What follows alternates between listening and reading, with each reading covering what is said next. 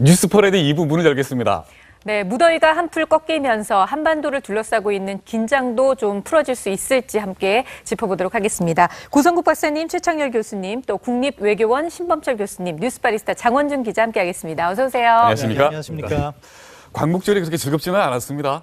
네. 자, 바리스타, 예. 오늘 무슨 얘기할까요? 첫 번째 얘기는 계속 우리가 이어왔던 한반도 긴장감 관련된 이야기입니다. 네. 정말 한반도의 긴장이 최고조로 치달으면서 어제 광복절 문재인 대통령이 과연 어떤 메시지를 내놓을 것인가에 상당히 큰 관심이 쏠렸었죠. 그랬죠. 결국 대통령이 내놓은 여러 경축사에서 가장 뇌리에 남게 된 것은 모든 것을 걸고 전쟁만은 막겠다. 전쟁만은 그래서 막겠다. 저희 키워드는 전쟁만은 막겠다로 뽑아봤는데 네. 과연 모든 것을 걸고 전쟁만은 막겠다라는 대통령 메시지가 이 시점에서 가장 적절한 것인지 또 어떤 뜻인지 저희 패널들하고 이제 자세한 말씀 듣겠습니다만 우선 어제 그 대통령의 목소리부터 들어보시겠습니다.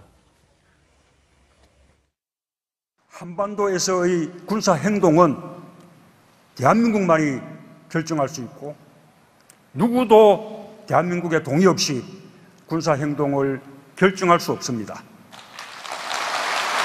정부는 모든 것을 걸고 전쟁만은 막을 것입니다. 비참한 운명의 분철을 다투는 고달픈 시간을 보내고 있는 어리석고 미련한 미국 놈들의 행태를 좀 더 지켜볼 것이라고 말씀하셨습니다. 예, 같은 날 남과 북이 내놓은 메시지가 좀 다릅니다. 네. 예, 문재인 대통령이 내놓은 말이 평화, 그 경축사는 평화라는 말이 20번이나 언급이 되어 있습니다. 그리고 제가 무심코 눈여겨보았던 게 모든 것을 걸고라는 단어가 굉장히 인상이 깊은데요. 네. 어떻게 보십니까? 어제 문재인 대통령의 대북 메시지는 네. 북한한테 무력 도발을 즉각 중단하라, 대화의 장으로 나와라. 예. 이게 우선 있고요. 예. 그 다음에 이제 조금 전에 우리가 본 모든 것을 걸고 전쟁을 막겠다는 부분인데 조금 전 자료 화면에 이렇게 돼 있잖아요. 누구도 대한민국 동의 없이 군사 행동을 결정할 수 없다. 그리고 모든 것을 걸고 이렇게 돼 있거든요. 예. 그럼 이게 뭔가 북한이 전쟁을 일으킨다면 우리한테 동의를 구하고 전쟁을 일으키지는 않겠죠. 네네. 그러니까 이건 북한을 대상으로 하는 얘기가 아닙니다. 그러면 대한민국의 동의 없이 군사행동을 결정할 수 없다는 것은 결국은 미국을 향한 메시지라고 해석할 수밖에 없어요. 그러면 북한에게 군사 도발을 중단하라, 대화로 나와라 라고 해놓고 나서 미국한테는 군사행동 하지 마라 라고 얘기를 한 셈이 되니까 일종의 양비론 같은 거를 우리 대통령이 어제 주장한 건가? 이렇게 이제 일각에서 의구심을 제기할 수밖에 없게 됐습니다. 네. 상황이 이렇게 되니까 미국 쪽에서 좀 시큰둥한 반응이 나오게 된 것이고 네. 어제만 해도 트럼프 대통령이 아베 총리하고 북한 문제로 통화를 했는데 또 우리는 또 빠졌어요. 예. 우리 정부 입장에서야 일일이 우리가 할 필요 있냐 하지만 그러나 국민들 입장에서는 가뜩이나 긴박한 상황에서 불안한데 이번에 또 패싱 당했나 네. 이런 생각을 안 할 수가 없고 그런가 하면 중국 쪽에서는 미국보다는 좀 더 반응이 긍정적이에요. 네. 중국 쪽에서는. 그러니까 어제 대통령의 8.15 경축사의 대북 메시지 부분은 뭔가 이 긴박한 국제정세와는 조금 좀 따로 노는 듯한 느낌을 준 측면이 있다. 예. 이 점과 관련해서 네네. 조금 걱정들이 있을 수 있겠습니다. 그 부분 제가 한마디만 보태면 미국 언론은 어제 그 문재인 대통령 메시지에 대해서 이거는 트럼프 대통령 들으라고 한 거다라고 분석을 했고 네. 중국 언론은 환영한다 그랬습니다. 예. 그게 아마 이 대통령의 어제 메시지를 보는 미국과 중국의 입장을 가장 압축적으로 보여주는 게 아닌가. 어제 지금 우리 장 기자의 말씀처럼 어제 미국 언론이 그런 입장을 분명히 밝혔어요. 드물게 직설적으로 비난한 것이다라는 이제 리비크라는 표현까지 썼는데 뉴욕 타임즈에서 저는 문재인 대통령의 어제 발언은 최근에 여러 가지 그 긴장이 고조되다가 조금 대화 국면으로 가는 듯한 이런 국면 속에서 저는 바람직한 발언이라고 봐요.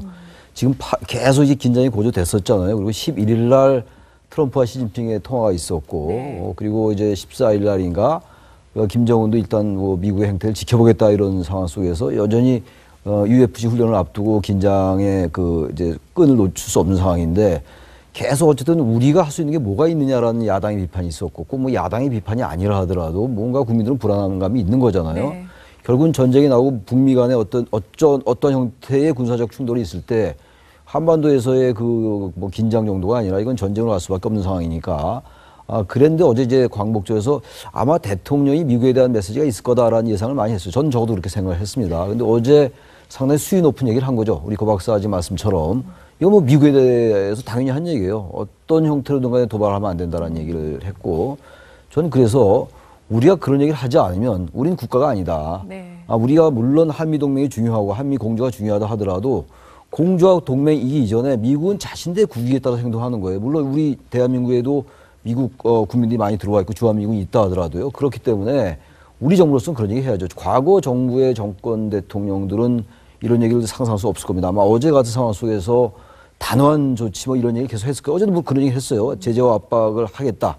그러나 대화의 끈을 놓지 않겠다고 하면서도 어쨌든 대화를 얘기했습니다만 적어도 대통령이 우리 정부가 그런 얘기를 미국에 할 수 없다면 그건 전 건강한 동맹이 아니다라고 생각합니다. 그래서 전 그런 점에서 볼 때 약간 우려가 없지 않으나 대통령의 그런 말은 상당히 시의적절했다고 봅니다. 저는. 네.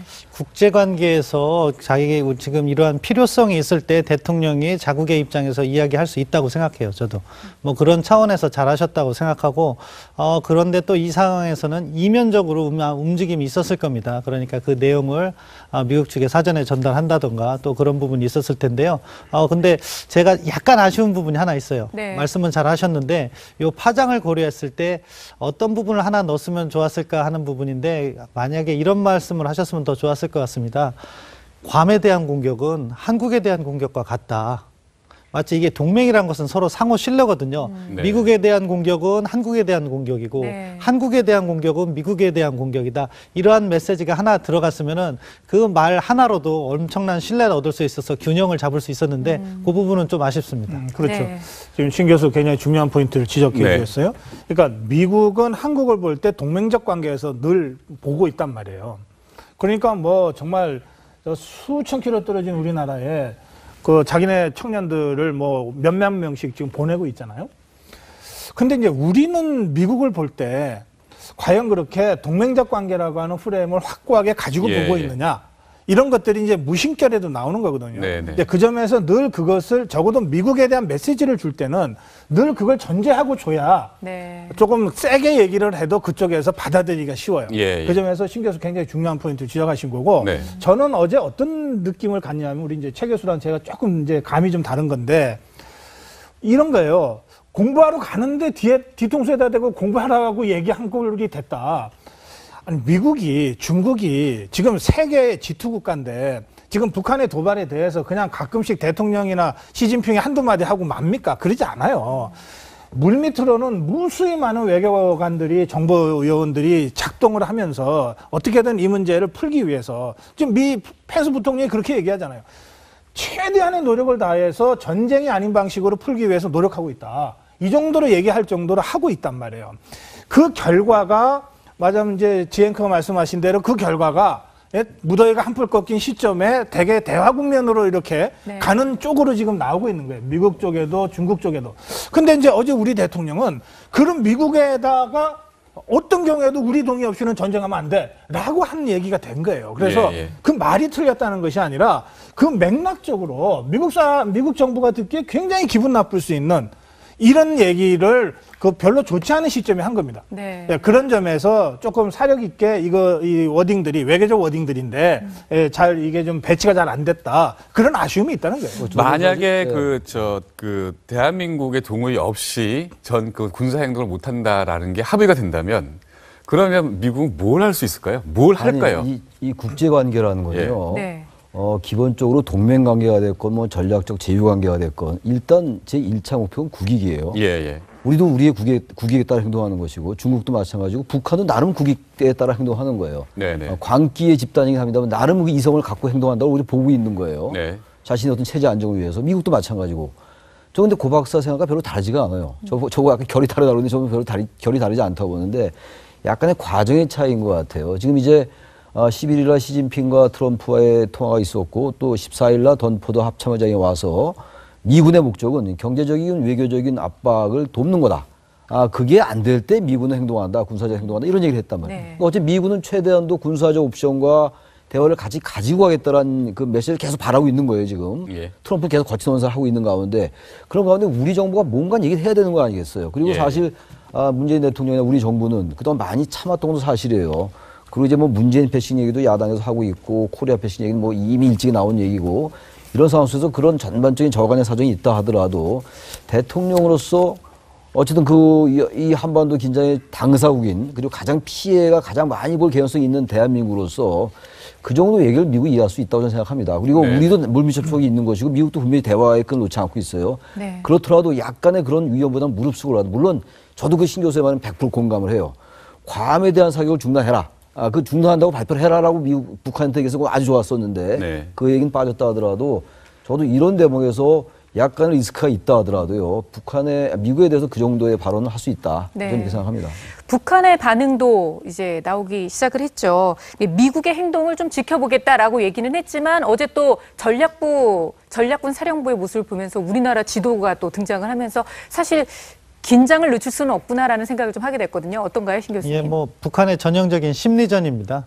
예전에도 한번 그 미국 지도하면서 워싱턴, 텍사스 이런 지역 지점을 해놓고 거기에 네. 핵폭탄 가격하겠다고 했는데요. 네. 지금 상황은 괌이 타겟이니까 괌 지도도 있었고 또 우리도 겁을 주는 발언은 사실 우리가 언론이 관심을 안 둬서 그렇지 총참모부에서 우리 전방에 1군과 3군 불바다 만들겠다, 수도권 불바다게 그러니까 그 지도까지 딱 이렇게 보여놓고 네. 일부러 이렇게 과시하는 거죠. 지금 북한 얘기하셨으니까 안보라는 건 기본적으로 가장 최악의 경우를 상정해야 되는 거 아닙니까? 지금 이번 돌아간 국면을 북한 김정은의 관점에서 한번 정리를 해보면 네. 전 이렇게 될 것 같아요. 북한 김정은은 이번 지난 한 일주일 동안 정말 최고조로 치달았다가 이렇게 요동쳤던 이 국면을 보면서 상대방의 이를테면 도박 같은 그런 게임에 비유한다면 패를 다 읽었습니다. 미국 화염과 분노, 엄청난 말폭탄이 나왔지만 네. 엊그저께 또 급격하게 국무장관, 국방장관, 월스트리트저널의 공동기고, 부통령, CIA 국장 다 우리는 대화로 하려고 한다. 외교로 풀려고 한다. 심지어 합참의장도 한국, 중국 와서 외교를 먼저 하고 우리는 뒤에 하는 옵션이다. 자, 미국이 어떤 건지 다 읽었습니다. 미국이 그렇게 압력을 넣고 그래서 지금 북한 수입품 다 전면 금지하고 있고 하지만 원유 차단은 절대 안 하는구나. 네. 읽었습니다. 한국 어제 대통령이 전쟁만은 막겠다. 맞는 말씀이죠. 한반도 전쟁은 막아야죠. 그렇다면 김정은은 그러나 거기서 심지어 내가 방금 신 교수님 말씀처럼 괌 근처 어디다가 한 발 발사해도 대한민국 대통령은 전쟁은 안 할 생각이구나.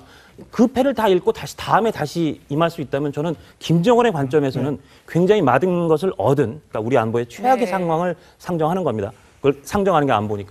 저는 그런 면에서는 북한에서는 이번에 이런 것보다 얻은 게 많지 않았나 그런 생각이 듭니다. 좀 전에 이제 그 전략군 사령부의 그 지도 있잖아요. 네. 이제 일부러 노출한 거죠. 그렇겠죠. 만약에 실수로 노출했다고 네, 벌써 네. 숙청당했을 거예요. 예. 예, 일부러 노출을 한 심리전인데 사실 저런 정도는 이 심리전에도 해당되지 예. 않습니다. 아주 수준 기초적인 건데 우리도 이제 곧 이 얼지 포커스 가디언 훈련 합니다만 북한이 남침했을 때를 가정한 이 방어 전략의 작전 계획을 쭉 짜고 이제 그걸 이제 도상에서 하는 건데 우리는 저보다 훨씬 더 정교하고 세부적인 그런 작전 계획들을 가지고 있습니다. 네. 예. 그래서 저것 자체의 존재가 무슨 갑자기 새로운 어떤 도발이나 시위나 이렇게 해석할 이유는 전혀 없고요. 다만 저는 이제 어제 그림을 보면서 이제 우리 국민들이 이런 생각은 좀 하시는 게 좋겠다. 뭐냐면 미사일 ICBM 이거는 미국을 향한 것이고 또 중장거리 미사일은 수천 킬로 날아가는 거니까 괌이나 이건데 우리한테 위협적인 건 장사점포다. 되게 이렇게 돼 있잖아요. 예. 수도권을 겨냥하고 있는 수천 발의 장사점포가 이제 일제히 사격에 들어가면 우리 수도권은 최소한 100만 명 이상은 죽거나 하신다. 이렇게. 그런데 그러면 수도권 이남에 있는 대한민국 국민은 괜찮다. 이제 이런 생각을 은연중에 우리가 했을 수도 있어요. 네. 그런데 어제 지도는 수도권에 대한 공격과 울진을 기준점으로 한 중부권, 그다음에 포항을 기준점으로 한 남북권, 그다음에 그것도 부산 쪽에 이렇게 해서 얘네가 그 사거리에 맞게 미사일은 미사일대로 재래식 무기는 재래식 무기대로 다 배치해서 공격하려고 한다는 지도 아닙니까? 네. 제가 불필요하게 지금 공포를 조장하려는 건 의도는 전혀 아니고요.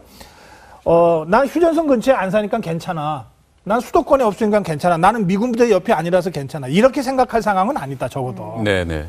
그 점과 관련해서 우리가 안보에 대한 경각심을 국민 전체가 우리가 어디에 살건 좀 가질 필요는 있겠다. 이런 생각이 그러면 고 박사께서 네. 안보에 대한 경각심이라고 말씀하셨는데 네. 다시 한번 경축사를 한번 다시 복습을 해보겠습니다. 지금 모든 것을 걸고 전쟁을 막겠다라고 그 대통령이 말씀하셨거든요. 아직 우리 고 박사가 좋은 네. 말씀 해주셨고 아까 우리 장 기자 말씀에 제가 조금 네. 다른 말씀을 좀 드린다면 뭐 다른 얘기라기보다도 조금 결이 다른 얘기인데 전쟁을 결심할 수 있을 때 평화 지킬 수가 있어요. 그건 맞는 얘기입니다. 네. 그래서 옛날에 제가 꽤 오래전 갑자기 지금 그 칼럼이 떠오르는데 누가 쓴 칼럼인지 생각이 안 나요. 근데 제목이 생각나는 게 대한민국은 전쟁을 결심할 수 있는가라는 제목의 칼럼이 생각이 나요. 꽤 오래전이라서 누가 쓴지 생각이 안 납니다. 제가 그걸 읽어보고 일리가 있는 얘기다라고 느낀 적이 있어요. 그래서 우리가 마지막 순간에 우리도 싸울 수 있다. 우리가 몇백만이 죽더라도 우리 니들과 싸울 수 있다는 걸 보여줄 때 전쟁이 안 일어날 수 있습니다. 네. 근데 지금 북한이라는 집단이 제가 아까 물론 나름 이성에 따라서 국익에 따라서 행동한다고 했습니다만 여전히 북한은 굉장히 비이성적 국가예요. 그리고 비정상 국가거든요. 그 자신의 아주 그 무지막지한 그 체제를 유지하기 위해서 핵도 개발하고 미사일도 개발하는 거잖아요. 도저히 일상적인 이성은 납득이 안 가는 국가란 말이에요. 단지 나름의 국익이라는 거는 그 말도 안 되는 정권을 유지하기 위해서 저짓을 하고 있는 게 나름 이성적인 거거든요.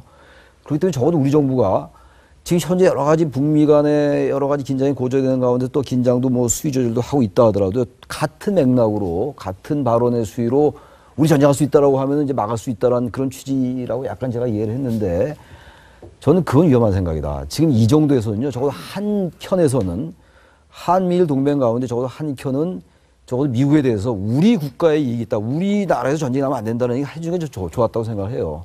양면성이 다 있긴 있는데 그래서 그런 점에서 약간 장 기자하고 다른 얘기를. 좀 전에 그가 모든 걸 걸고서 예. 전쟁만은 막겠다. 네. 대통령의 발언을 이제 다시 한번 좀 살펴보자고 하셨잖아요.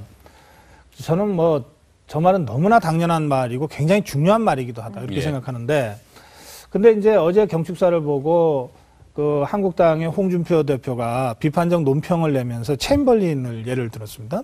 챔버린의 대히틀러 유화 정책이 결국 히틀러의 그 공격을 계속 방조한 결과가 돼서 2차 세계대전으로까지 갔다는 대목인데요. 그때 챔버린 회고록에 보면 네. 저런 비슷한 표현이 나옵니다. 모든 걸 걸고서라도 어쨌든 전쟁만은 막아야 되겠고 히틀러는 대화로 어쨌든 우리가 통제할 수 있다. 해서 마지막까지 그 노력을 기울였던 거예요. 예, 예. 그러니까 챔버린이 아무것도 안 했던 게 아닙니다. 유화 정책이라고 하는 건요. 굉장히 고통스럽게 참아가면서 다양한 형태로 접근하고 대화하고 양보하고 하는 거거든요. 네. 그리고 양보할 때마다 국민들이 막 뭐라고 화를 내지 않겠어요. 네. 그때 국민들을 돌아서서 국민들을 또 설득해야 됩니다. 왜 우리가 이런 인내와 양보를 해야 되는지에 대해서 이런 굉장히 힘든 과정을 거칩니다. 챔버린도 정치인으로는 굉장히 위대한 정치인이었어요.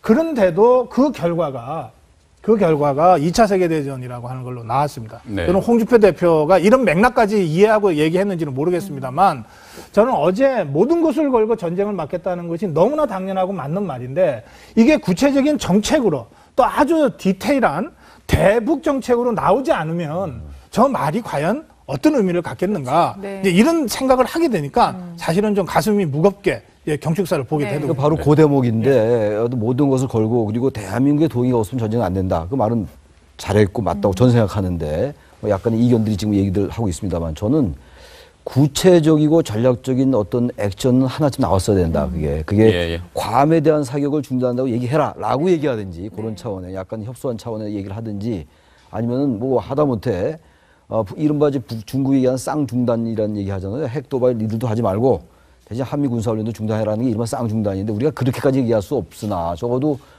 니들 그렇게 해라. 그 대신 우리 이렇게 하겠다라는 게 어느 정도 있었어야 돼요. 이산가족 상부 이런 건 뭐 전 인도적 교류니까 그건 별개 문제니까. 네. 그런 게 빠졌기 때문에 나름 이러한 어떤 우려들이 나오는 게 아닌가 생각이 듭니다. 그래서 내일 또 취임 100일이잖아요. 내일 또 어떤 메시지가 나올지 모르겠습니다만 꼭 내일이 아니라 하더라도 광복절 경축사에서 대통령이 그런 얘기를 했으니까 모든 걸 걸고 전쟁 막겠다 했으니까 거기에 대한 조금 구체적인 어떤 플랜은 필요하다는 생각은 들어요. 네. 네. 신 교수님 그러면 그 모든 것이라는 옵션에 그러면 그 군사적인 행동뿐만 아니라 이 만약에 유화 정책까지 포함이 돼 있다. 예컨대 뭐 그 이산가족 상봉이나 아니면 뭐 개성공단을 다시 리오픈한다든지 금강산 그 관광 재개라든지 그렇게 옵션이 있다면 그러면 그게 북한과 남국의 이런 걸 해소하는 데 도움이 될까요? 뭐 지금 북한의 입장에 봐서는 우리 정부가 어떠한 좋은 조건을 내걸어도 당장에는 호응해오지 않을 것 같습니다. 네. 그것은 네네. 지금 보여지는 북한의 전략이 ICBM 개발할 때까지는 계속해서 핵 개발에 매진하겠다.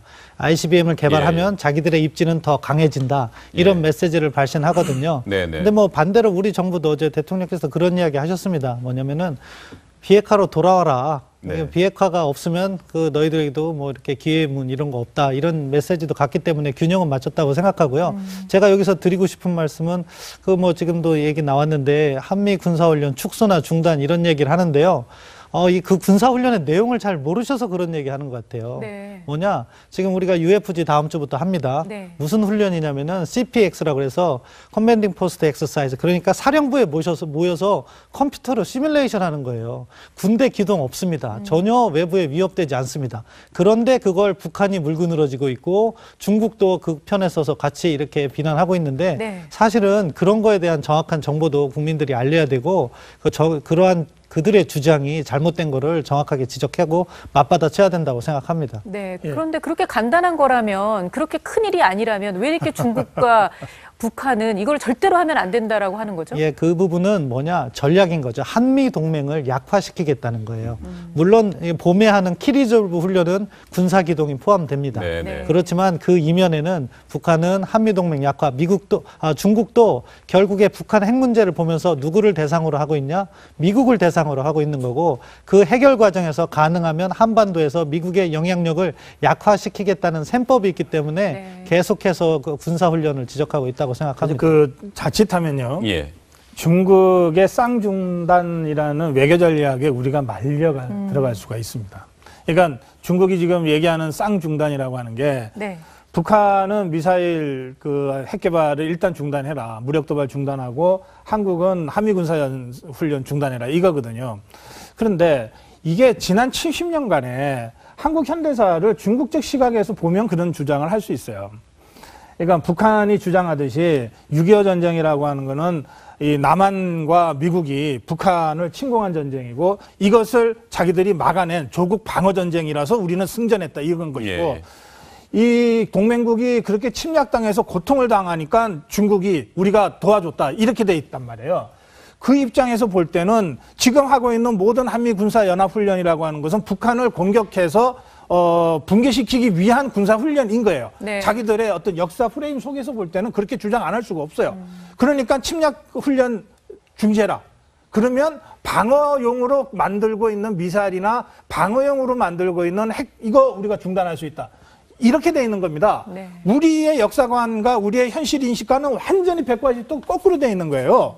근데 그런 상태에서 이 문제가 혹시나 외교적으로 양비론의 프로그램에 빠지게 되면 네네. 뭐 모르는 나라 입장에서는 봐라 맞아 야 너네도 좀 참고 너네도 좀 참아 라고 하게 되면 그럼 우리는 70년의 현대사의 정통성도 잃어버리게 되고 지금 우리가 갖고 있는 모든 대북 전략이 근거가 없어지는 겁니다. 그리고 한미동맹이라고 하는 것도 마치 북한을 침략하기 위한 중국을 압박하기 위한 공격적 동맹처럼 성격이 규정이 돼버려요. 네. 그러니까 이 점에서 이거는 단순히 이게 작전의 성격이 별거 아니니까 이런 차원의 문제가 전혀 아니다. 예, 그렇게 제가 말씀드립니다. 한미 군사훈련의 문제는 사실 그것이 중단되거나 이렇게 되면요.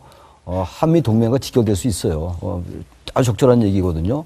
또 하나 문제는 주한미군 철수까지 연결될 수가 있고 한미 동맹의 균열로도 같이 이어질 수 있다고 봅니다. 예. 그래서 그 부분은 그렇게 쉽게 결정할 수 있는 문제가 절대로 아닌 거죠. 단순히 군사적 차원의 얘기는 아닌데 단지 지금 뭐 그러한 논의를 단 게 전혀 아니고 중국의 쌍중단 전혀 우리한테 맞지 않는 얘기입니다. 그럼에도 네네. 불구하고 이 단계가 한뿔 꺾일 거 아니겠어요? 일단 그런 쪽으로 가고 있는 것이고 그렇게 이제 몰고 가야 되는 것인데 과거에 노태우 정부 때도요.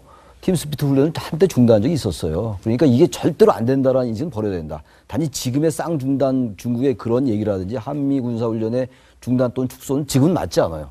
그러나 궁극적으로는 그러한 것들도 그야말로 옵션에 넣을 필요는 있다는 생각하는 거죠. 네. 그래서 마지막 한 가지만 더 짚고 넘어가겠습니다. 지금 뭐 군사적인 전쟁 위기를 극복하기 위해서 그 미국이 무역 전쟁이라는 카드를 꺼내들었죠. 그렇죠. 이게 지금 뭐 중국의 그 지식재산권 침해 행위를 조사하겠다는 건데 이게 이 국면 해소에 얼마만큼 도움이 될까요? 실효가 있겠습니까? 예, 저는 그 상당히 효과가 있다고 보는데요. 네네. 그러니까 우리가 이제 이를테면은 저 한류를 예를 들면요. 예, 드라마나 또는 CD 이런 거요. 중국 시장은 15억 시장이잖아요. 예, 예. 그런데 실제로 한류를 하는 이 입장에서는 중국 시장은 무서워서 못 들어간다는 거예요. 네네. 일본 시장이 더 크다는 거예요. 실질적으로. 왜? 여긴 전부 불법이니까. 예, 예. 불법 다운로드에 뭐 짝퉁에 뭐 불법 복제에 이래서 제대로 된 이 상품 거래가 안 된다는 거예요. 일본은 전혀 그렇지 않기 때문에. 예, 예. 그렇다면 지금 지재권을 고리로 해서 시작하는 거 아닙니까? 네네. 이게 짝퉁이라든지 불법 다운로드 모든 것들이 다 지재권에 직접적으로 걸리는 거예요. 이 시장적 그 충격이라고 하는 거는 엄청날 겁니다. 중국이라고 하는 그 거대한 시장이 예, 크기 예. 때문에 오히려 그 충격도 훨씬 클 거예요. 여기서 시작되는 겁니다. 네네. 슈퍼 301이라고 하는 게 그걸로 딱 끝나는 게 아니라 네. 거기서 시작돼서 계속 넓혀갈 수도 있는 거거든요. 예. 그 점에서는 진짜 무역 전쟁이 시작될 수 있습니다. 네네. 본격적인. 이건 정말 세계대전으로 무역 경제적 세계대전으로까지 갈 수도 있는 거기 때문에 어제 다른 그 기사를 보니까 그 중국은 또 이 말 폭탄에 또 폭탄을 던졌습니다. 자기네 그 GDP 총액의 수출 시장은 5%밖에 안 된다. 우린 끄떡없다라고 얘기를 했거든요. 그러니까 중국과 미국의 무역 전쟁으로 얼마든지 발전할 수가 있는데 네네. 저는 그러한 것들이 한반도 긴장 완화에 도움이 안 된다고 봅니다. 기본적으로. 왜 그렇죠? 중국도 나름대로 미국에 대해서 정도의 차이는 있다 하더라도 예, 수단을 가지고 있다고 보는 것이고 네네. 또 하나는 가장 기본적인 게 제가 아까 국익 말씀드렸잖아요. 네. 중국과 미국은 한반도의 긴장 완화도 물론 중요하고 한반도의 현 상태 유지가 중요하다 하더라도요. 이 동북아 지역에서 자신의 패권 다툼이 기본적으로 깔려 있어요. 이런 예, 상황 예. 속에서 그들의 어떤 무역 전쟁까지 계속 가게 된다면은 네. 한반도 상황의 변수는 훨씬 더 복잡해진다. 그래서 저는 그것이 미국이 중국으로 하여금 북한에 대한 압박을 가하게 하는 그런 효과로서 나름대로 일리가 있을지 모르나 궁극적으로 볼 땐 미와 중의 무역 전쟁이 한반도 긴장 완화에 결정적으로 도움이 되기는 어렵다는 생각합니다. 기본적으로. 네. 근데 중요한 거는 이미 시작된 것 같아요.